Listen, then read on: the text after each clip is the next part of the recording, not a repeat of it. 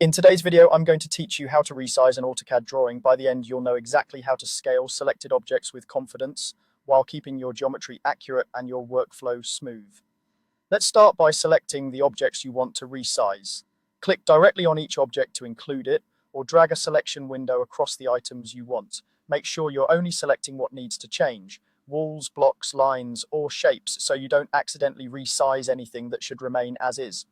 If your drawing includes blocks or grouped elements, selecting the block will scale the entire block together, which is often exactly what you want. Take a moment to confirm the selection highlights match your intent. Now, initiate the scale command from the keyboard, type SC and press enter. This is the quickest way to start the command and ensures you're in the right tool for uniform resizing. You'll see AutoCAD prompt you for the next input, and from here the process is all about precision. You'll be asked to specify a base point. Click a point that will act as the anchor for the scaling operation. This point stays fixed while everything else grows or shrinks around it. A smart choice is a corner, a center point, or any location that you want to remain in place relative to the rest of the drawing. Picking a meaningful base point helps you avoid shifting your geometry unintentionally as it resizes. With the base point set, it's time to enter the scale factor. Type the value that represents how much you want to resize. A factor of 2 doubles the size, 0.5 reduces it by half, and 1 keeps it the same.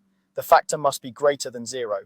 If you're thinking in percentages, convert them to decimals. 150% becomes 1.5, 75% becomes 0.75. Press enter to apply. AutoCAD will instantly update the selected objects, keeping the base point locked in place while everything scales uniformly. That's all there is to it. Select your objects, start the scale command with SC and enter, click a precise base point, and enter a clear scale factor. A quick note for accuracy: scaling changes the geometry itself, so make sure you're working in the correct units and that the chosen factor reflects your design intent. If your drawing includes annotations or hatches, be aware they'll scale with the geometry if they're part of your selection.